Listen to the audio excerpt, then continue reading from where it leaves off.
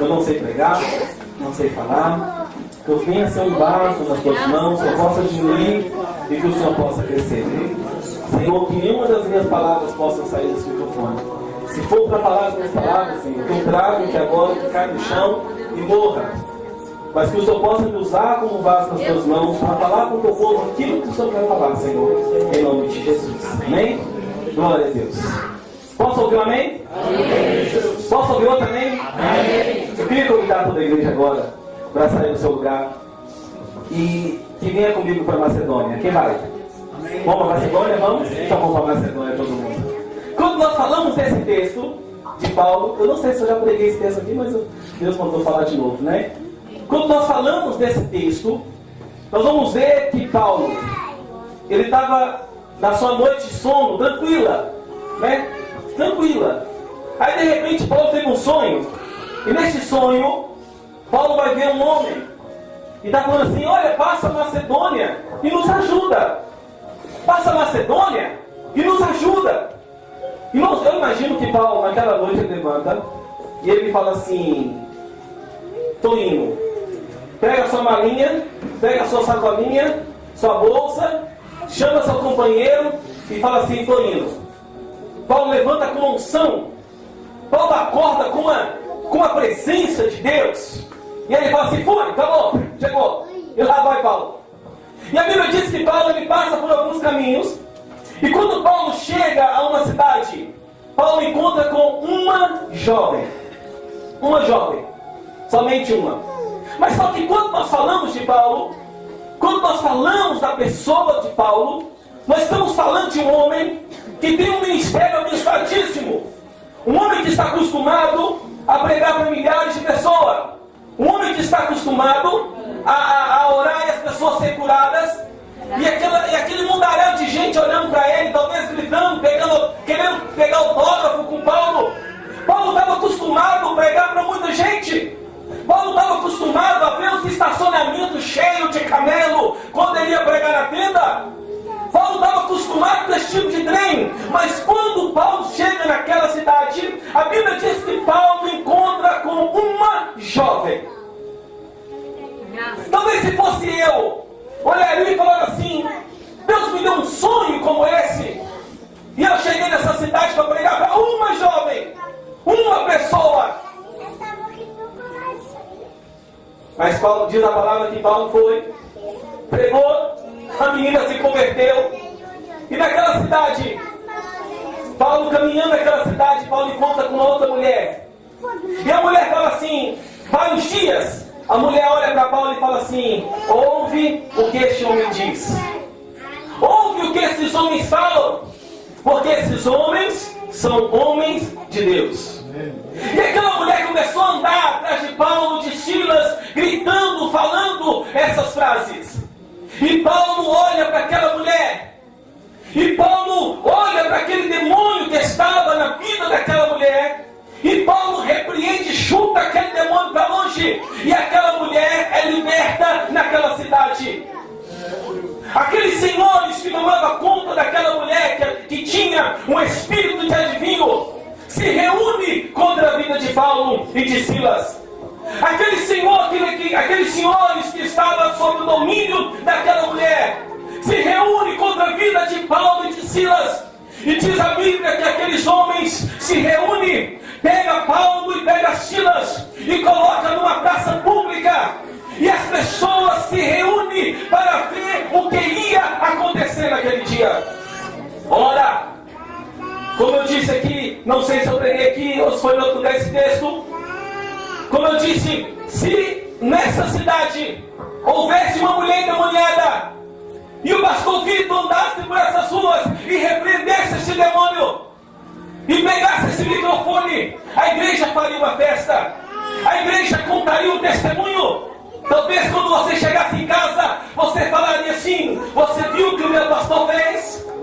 Você viu como o meu pastor é abençoado? Mas não foi assim que aconteceu naquela cidade. Quando Paulo chegou no centro daquela cidade, e Silas, pegaram Paulo, pegaram Silas, amarraram ele no sinédrio. E a Bíblia diz que homens deram 40 chibatadas nele, Aquela cidade, diz a história, que ela tinha mais ou menos 6.000 habitantes. E agora eu quero sair um pouquinho do texto bíblico. E eu quero que você venha comigo realmente agora para a Macedônia. Eu quero que você saia do seu lugar agora e venha comigo para a Macedônia. Amados, naquele dia, aquela cidade, ela foi tomada por demônios. Naquele dia, aquela cidade, ela foi tomada por demônios. E se formos fazer a conta, um demônio para cada um, era como se tivesse 6.000 demônios sobrevoando aquela cidade. Pastor Alexandre, por que o senhor está falando isso comigo? E eu te explico agora. Paulo e Silas foi fazer o que naquela cidade? Foi pregar o evangelho. Paulo e Silas eram um mal? Não. Paulo e Silas foi fazer o que? Foi ajudar alguém? Sim ou não?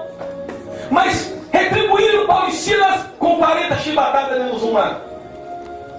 E deixa eu te fazer uma pergunta nesta noite. E eu quero que você preste bastante atenção nela. Talvez você está sentado aqui na minha frente hoje. Talvez você está aqui nesta igreja hoje. E você tem todos os motivos para não estar aqui. Talvez você tenha todos os motivos para não vir a esta igreja, ou nem para ir em alguma outra igreja que você queira. Talvez você está se sentindo injustiçado porque você tentou ajudar e ninguém te ouve. Talvez você está se sentindo injustiçado porque você não pega no microfone. Talvez você está se sentindo injustiçado porque você está tentando fazer o bem e as pessoas estão caluniando você. Amém, Jesus. Aleluia.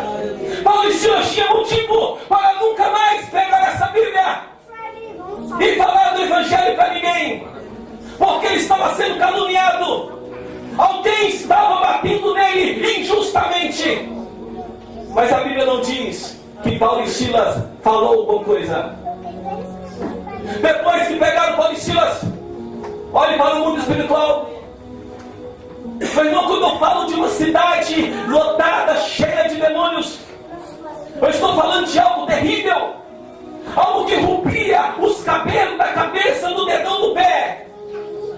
Eu estou falando aqui, meu irmão, que há momentos da nossa vida que nós chegamos em um culto como este, e alguém fala com você assim, que o demônio está debaixo dos seus pés, que o inimigo está debaixo dos seus pés, mas quando você chega lá fora, quando você chega no seu trabalho, é como se o inimigo estivesse em cima e você estivesse embaixo. E você fala assim: meu Deus, eu estava no culto ontem, meu Deus, eu jejuei ontem, parece que tudo começa a dar errado. E você fala assim: quantas pessoas essa semana eu ouvi isso? E alguém falou assim: pastor, porque quanto mais eu tento fazer as coisas de Deus, mais as coisas dão errado para mim. E você olha, enquanto está lá fora, parece que o inimigo está em cima e você está embaixo. E você pergunta: meu Deus, por quê? E pegaram Paulo e Silas. Levaram para uma prisão. Amarrado Paulo e Silas dentro de uma prisão. Aqueles 6.000 demônios que estavam em cima foi para a prisão.